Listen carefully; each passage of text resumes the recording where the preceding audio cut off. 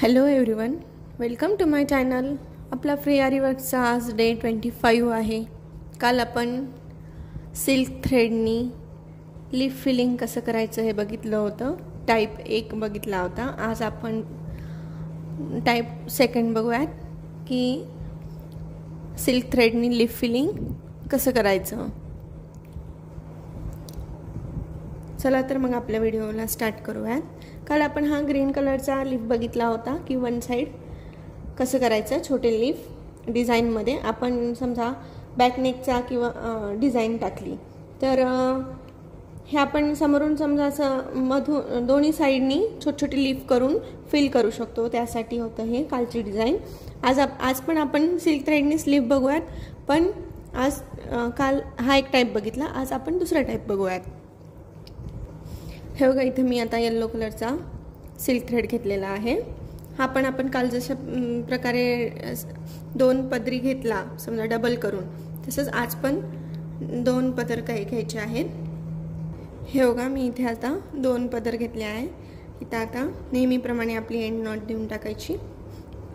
Silk थ्रेडलाही सहज बसते, काही प्रॉब्लेम येत नाही. आणि नेहमीप्रमाणे आपल्या ह्या 2 बोटांमध्ये थ्रेड पकडून हे दोन्ही बोटं खाली जाऊ द्यायचे. हे बघा, आता इथून हे बघा, इथे आता इथून मधून आता इथे थोडासा गॅप सोडायचा वरतून आणि इथे मधून आपला जी मधली मिडल लाईन आहे ना, तिथून सिल्क थ्रेड बाहेर काढायचा. बाहेर काढला आणि वरपर्यंत जे टोक आहे तिथं माप घेऊन तितकं चेन स्टिच हे हुक घ्यायचा. परत तिथे छोटीशी चेन स्टिच देऊन ते हुक लॉक करून घ्यायचा. परत तिथून परत अलीकडे थोडंसं यायचं आणि परत तिथे एक छोटीशी चेन स्टिच देऊन मोठा हुक घेऊन जिथे आपण पहिले घेतलेला आहे मिडल लाईनला, तिथेच मिडल लाईनला परत ते घेऊन इथे एक छोटीशी परत चेन स्टिच द्यायची, म्हणजे हे लॉक होतं.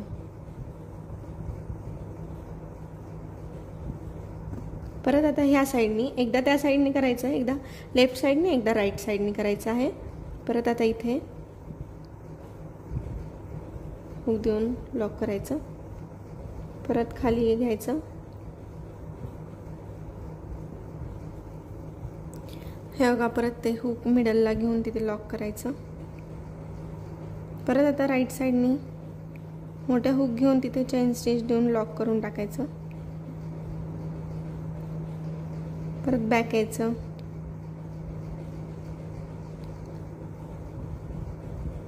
जसं आपण लाईन ड्रॉ केली आहे ना, तिथेच आपलं स्टिच द्यायचा, म्हणजे शेप बरोबर येतो. आणि प्रत्येक चेन स्टिचला लॉक करायचं, जेणेकरून मग तो धागा जे आपण हुक केलेला आहे ते हलत नाही.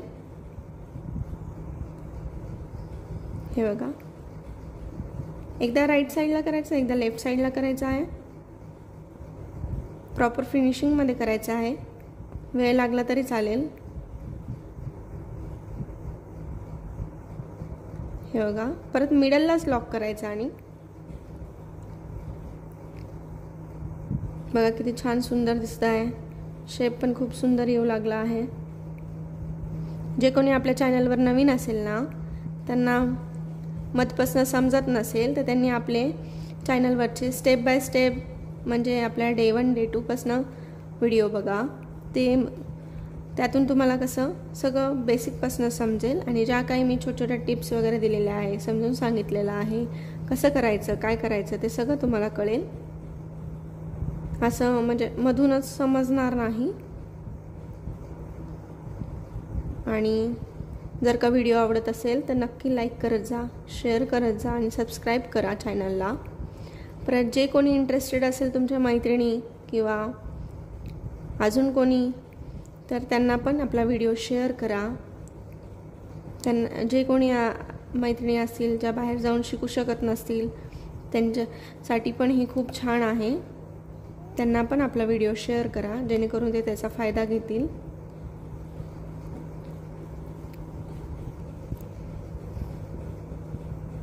हे बघा किती छान दिसत आहे. एकदम फिनिशिंगमध्ये एकदम छान प्रकारे आणि हे सिल्क थ्रेडने काम करताना जरा हळुवारपणे आणि काळजीपूर्वक करायचं, कारण मी तुम्हाला कालच्या पण व्हिडिओमध्ये सांगितलं आणि परवाच्या पण व्हिडिओमध्ये सांगितलं की सिल्क थ्रेडचं कसं असतं, एकही दोरा ओढला एक तर आपण डबल थ्रेडने काम करत असतो आणि काय होतं कधी कधी एक थ्रेड सुटून जातो आणि एकच थ्रेड राहतो. कधी कधी काय होतं की निडलमध्ये खालच्या फॅब्रिकचा पण थ्रेड अटकतो, त्यामुळे हा थ्रेड वरच्या निडलमुळे दुसरा थ्रेडचे दोरे निघतात. दोरे निघाले की त्याची फिनिशिंग अजिबात चांगली राहत नाही आणि जे काही आपण केलं असेल त्याचं सगळं ते वचवच दिसतं. त्याच्यामुळे ना थोडं प्रॅक्टिस होईपर्यंत सिल्क थ्रेडने काम करताना जरा व्यवस्थित आणि हळुवारपणे करत जा.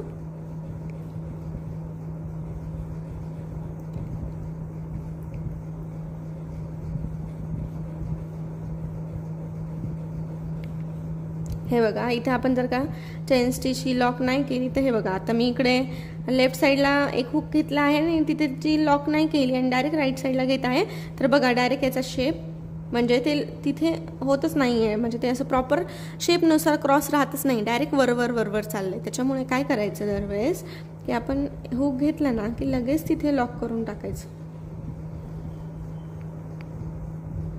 लॉक करून टाकल्यामुळे काय होतं की ते तिथून हालत नाही. आपल्याला जसं शेपमध्ये ते ठेवायचं असेल तसं आपण ठेवू शकतो.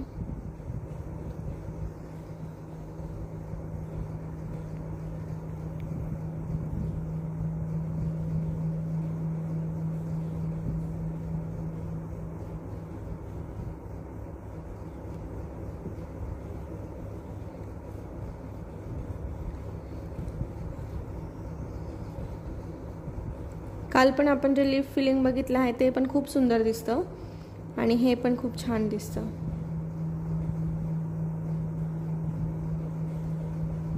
आपण नॉर्मल निडलनी सुद्धा हे करू शकतो. नॉर्मल निडलनी पण अजून एक प्रकारचं लीफ फिलिंग करू शकतो आपण ते पण बघणार आहोत.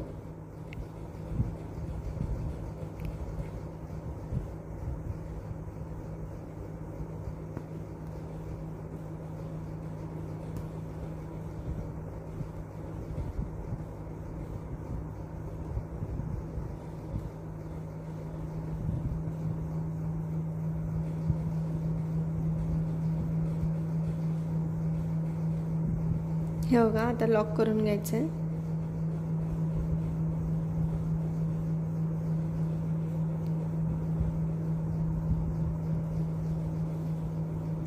हे बघा, आता इथे आपलं लॉक झालं. खालचं थ्रेड हा तोडायचा नाही आहे, डायरेक्ट परत इथे चेन स्टिच स्टार्ट करायची. हे बघा, इथे परत काय करायचं, आता याला साईडनी बॉर्डर चेन स्टिचनी बॉर्डर करायची आपली.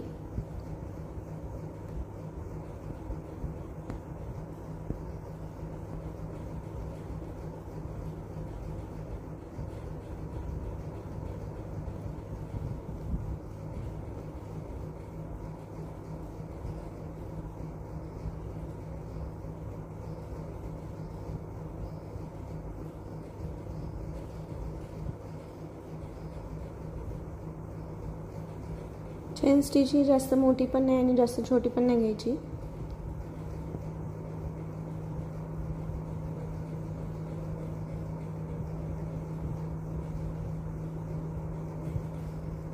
बघा,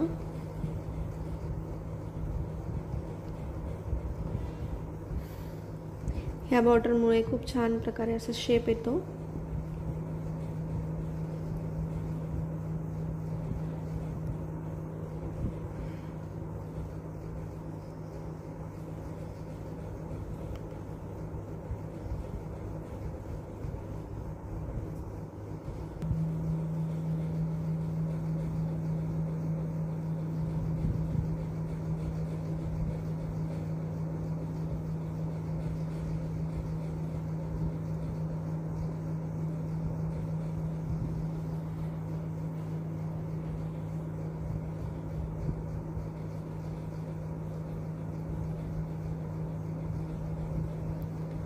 हे बघा, इथे आता एंड नॉट द्यायची.